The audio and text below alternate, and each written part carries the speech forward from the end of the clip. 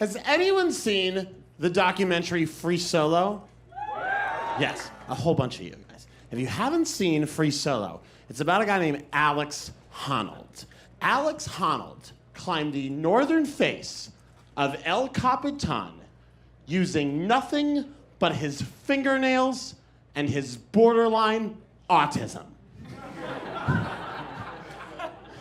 This guy was not intimidated by the northern face of El Capitan because this guy can't read expressions on any kind of face.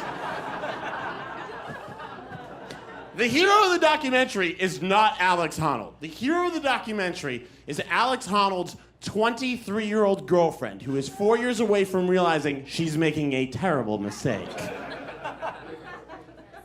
Why is every documentary about, like, a vanilla psychopath?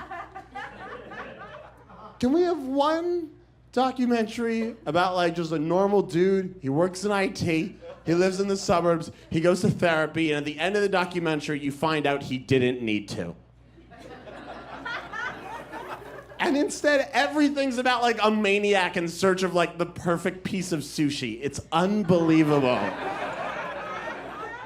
There's a scene in Free Solo where they're interviewing this guy and his girlfriend, and they're like, Alex, is there anything you're more dedicated to than climbing El Capitan? And he's like, no. Here's how sick I am as someone who just turned 30. The first thing I did after I saw the documentary was Google Alex Honnold, and I felt a palpable sense of relief when I realized he was 3 years older than me. As if, in the next 3 years, I'm going to get my shit together and become the second man to Free Solo El Capitan. Here's the thing. I think it's a really weird time to be a young person. And just like, yeah, I was writing on a TV show. And at the end of this TV show, I checked my bank balance on the ATM. And I had, not to brag, $5,421 in my bank account. And this is how little I know about being an adult. I saw the bank balance on the ATM screen, and I thought to myself, with no irony, I should buy a house. Not a big house. One of those small $5,000 houses. How is any millennial ever gonna own a home? How is any young person ever gonna own a home? It's maybe hate old people. I see a few of you in here tonight. I hate you. Because every old person in a city like LA or New York or London is the same. They're like, my house is worth $2 million, but when I bought it in 1981, I paid 11 raspberries for it.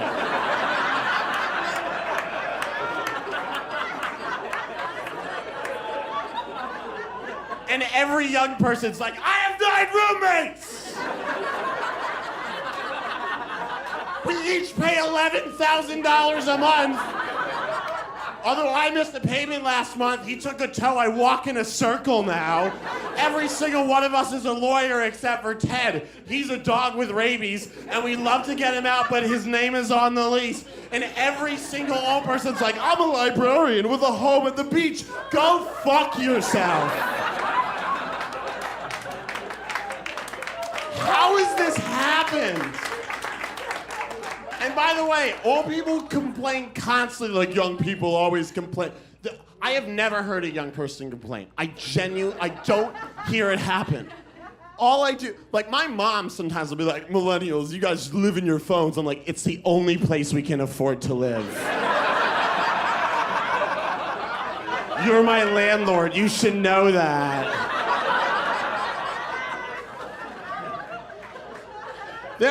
I was watching SpongeBob SquarePants with my cousin, younger cousin. He's 2 years younger than me. We enjoy the classics. And halfway through the show, I'm fuming because all I could think, I'm like, this sponge owns his own pineapple? And then he went upstairs. I'm like, this sponge owns a 2-story pineapple? Oh, he must be a lawyer. He's not a lawyer. He works in a fast food restaurant. SpongeBob has family money, I am telling you. He changed his name to be more working class, but his real name is Sponge Robert Rectangle Trousers. I swear to fucking God. Last month, the Dalai Lama gave an interview.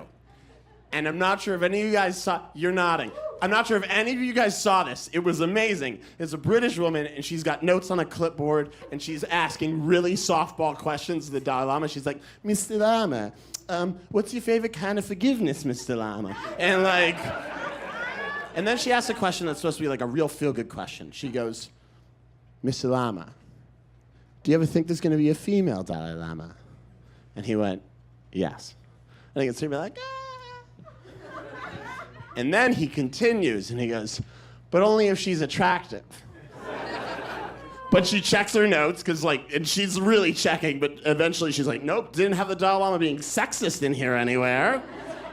And she was like, would you like to elaborate? And he's like, yes, well, today, people only listen to attractive people.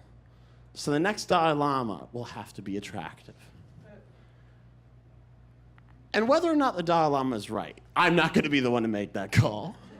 But whether or not the Dalai Lama is right, I have one thought that I have been thinking since I saw the interview. Does the Dalai Lama think he's hot?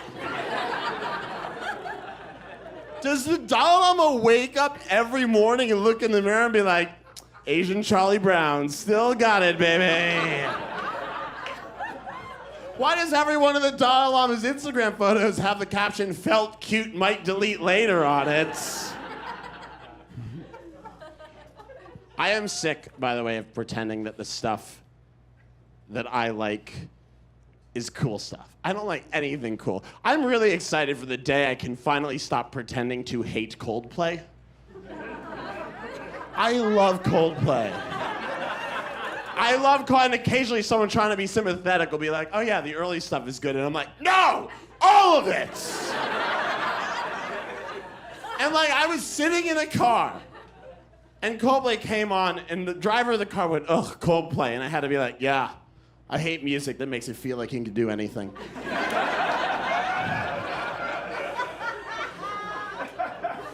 And, I like uncool stuff. I went to see Josh Groban a couple of weeks ago, and screw you for the judgment on your face. I went to see Josh Groban. Not a girlfriend took me, not an aunt who likes it. I went to see Josh Groban.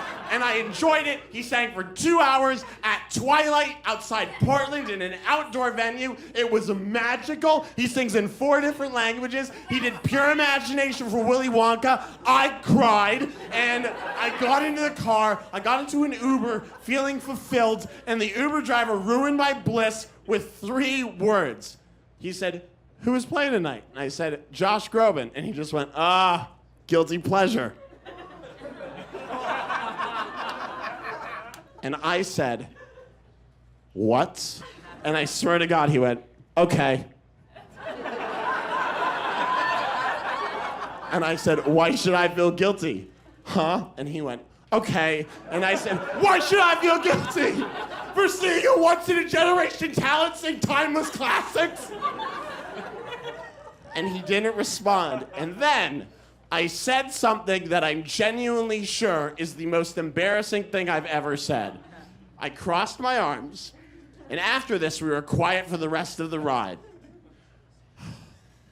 I crossed my arms, and I just went,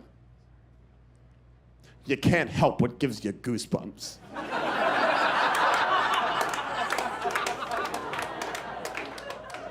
The worst tattoo I've ever seen is this. I worked with a girl at KFC. Long story.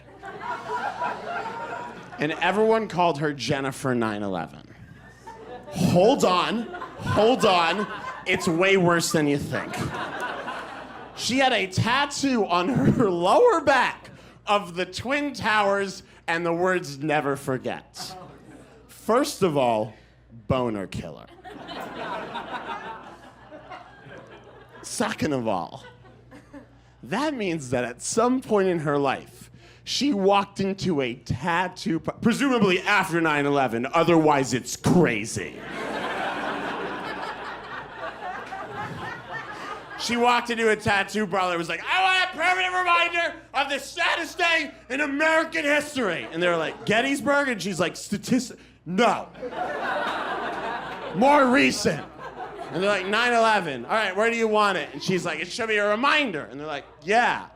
She's like, should remind me every day. And they're like, yeah.